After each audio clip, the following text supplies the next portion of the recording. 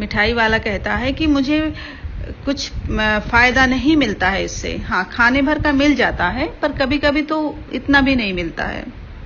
लेकिन जो मैं चाहता हूं, मुझे असीम सुख मिलता है, असीमित बहुत अधिक सुख मिलता है ये काम करके। मुझे बहुत संतोष मिलता है, मुझे बहुत धीरज मिलता है इस काम को करके।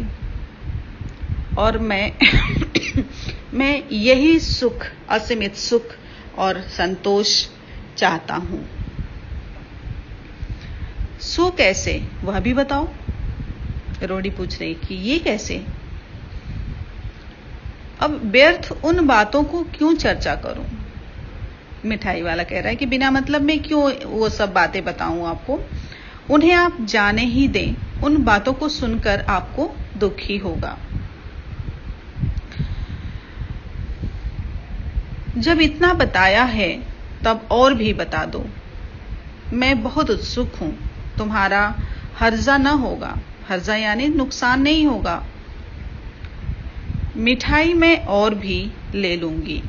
रोहिणी कह रही है कि तुम इतना जब बता दिए तो और भी बता दो, तुम्हारा नुकसान नहीं होने देंगे, और भी मैं मिठाई ले लूंगी।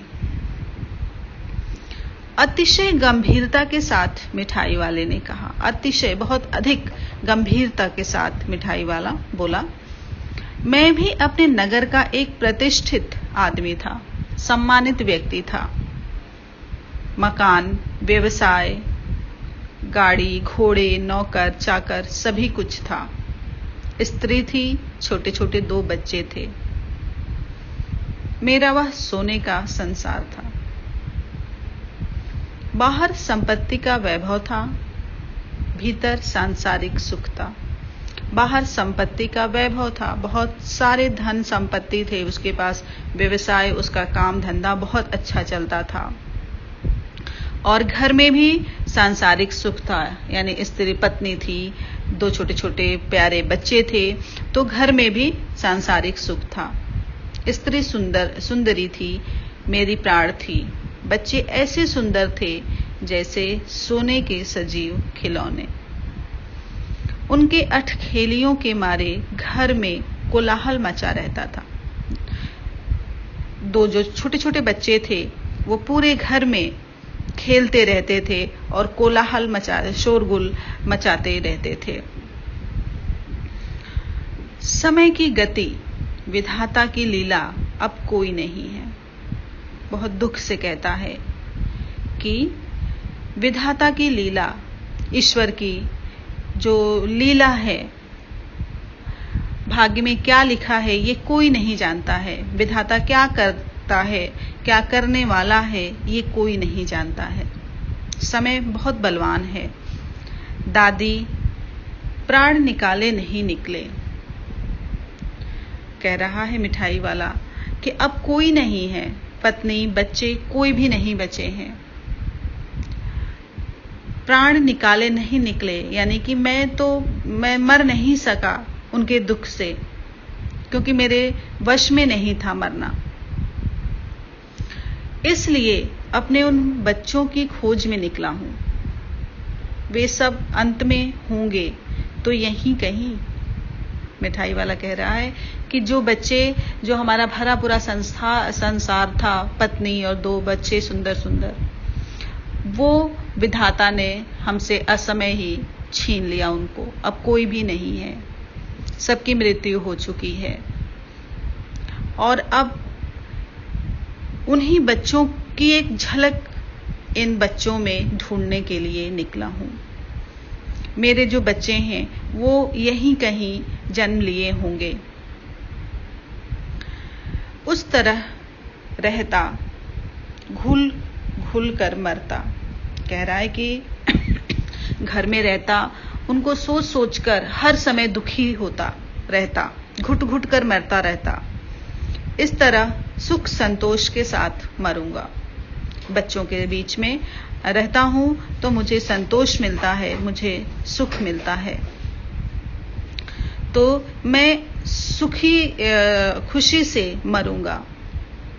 वैसे मैं घर में घुट घुट के उनको याद करके घुट घुट के मरता रहता। इस तरह के जीवन में कभी कभी अपने उन बच्चों की एक झलक से मिल जाती है, जो चारों तरफ मेरे बच्चे मंडराते रहते हैं खिलौने और मुरली के लिए, तो इन छोटे छोटे बच्चों में मुझे अपने बच्चों की झलक दिखती है। ऐसा जान पड़ता है जैसे वे इन्हीं में उछल उछल कर हंस खेल रहे हैं। पैसों की कमी थोड़े ही है, आपकी दया से तो पैसे काफी हैं। जो नहीं है इस तरह उसी को पा जाता हूं। मिठाई वाला कह रहा है कि पैसे तो मेरे पास बहुत हैं, मेरे पास अगर किसी चीज की कमी है तो वो क्या है, परिवार नहीं है, मेरे बच्चे और मेरी पत्नी नहीं है।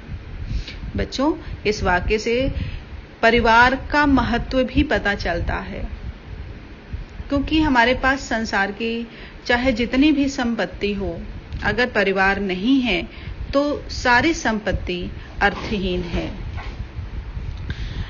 तो इस तरीके से मिठाई वाला कहता है कि मेरे पास अगर किसी भी चीज की कमी है तो वो है परिवार की, पैसे तो मेरे पास बहुत हैं। रोहिणी ने अब मिठाई वाले की ओर देखा, उसकी आंखें आंसुओं से तर हैं। इसी समय चुन्नू मुन्नू आ गए। मिठाई वाले की बात सुनकर के सभी की आंखों में आंसू थे, रोहिणी की आंखों में, दादी की आंखों में आंसू थे। उसी समय चुन्नू मुन्नू आ गए, रोहिणी से लिपटकर उसका आंचल पकड़कर बोले, अम्मा मिठाई मुझसे लो। मिठाई वाले ने कहा कि मुझसे ले लो मिठाई। यह कहकर तत्काल कागज की 2 पुड़िया मिठाइयों से भरी मिठाई वाले ने चुन्नू मुन्नू को दे दी। रोहिणी ने भीतर से पैसे फेंक दिए। जो चुन्नू मुन्नू को कागज की 2 पुड़िया दी मिठाइयों से भरी हुई मिठाई वाले ने, उसके लिए रोहिणी ने अंदर से पैसे दे दिए। मिठाई वाले ने पेटी उठाई और कहा, अब इस बार ये पैसे न लूंगा। मिठाई वाले ने कहा कि मैं इस बार पैसे नहीं लूंगा। दादी बोली, अरे अरे ना ना, अपने पैसे लिए जा भाई। तब तक आगे फिर सुनाई पड़ा उसी प्रकार मादक मृदुल स्वर में, बच्चों को बहलाने वाला मिठाई वाला। मिठाई वाले ने कहा कि नहीं, अब इस बार मैं पैसे नहीं लूंगा। दादी कह रही कि नहीं भाई मिठाई वाले, तुम अपने पैसे लेते हुए जाओ। लेकिन मिठाई वाला आगे बढ़ गया बिना पैसे लिए। तो बच्चों, इस कहानी से कहानीकार हमको यही बताना चाहते हैं कि जिस तरीके से मिठाई वाला जो उसको अपने बच्चों की मृत्यु से, अपनी पत्नी की मृत्यु से जो पीड़ा थी, उस पीड़ा से मुक्त होने के लिए वो अपना समय बच्चों के बीच में गुजारता है। कभी खिलौने वाले, कभी मुरलियाँ, कभी मिठाइयाँ, ये सब ला करके उनको खुश करता है और उनको खुश करके, उनकी खुशी को देख करके खुद भी खुश होता है और उसी में उसको बहुत संतोष मिलता है। तो इस मिठाई वाले कहानी का यह भी मूल भाव है कि अपने व्यवहार से, अपने मधुर वाणी से किसी को सुख देकर, किसी को खुशी देकर स्वयं भी खुश हुआ जा सकता है। प्रेम और खुशी बांटकर मनुष्य अपने कमी को, अपने अभाव को भुला सकता है और सुखी हो सकता है। तो बच्चों, अब हम अगले सेशन में इस पाठ के प्रश्न उत्तर करवाएंगे। तब तक आप लोग पाठ को फिर से अपने आप पढ़ोगे और इस पाठ के कठिन शब्दों को लिखने का अभ्यास करोगे और पाठ के शब्दार्थ भी लिखोगे कॉपी में। इस पाठ को आप एनसीईआरटी की बुक जो है वो आप डाउनलोड कर लीजिएगा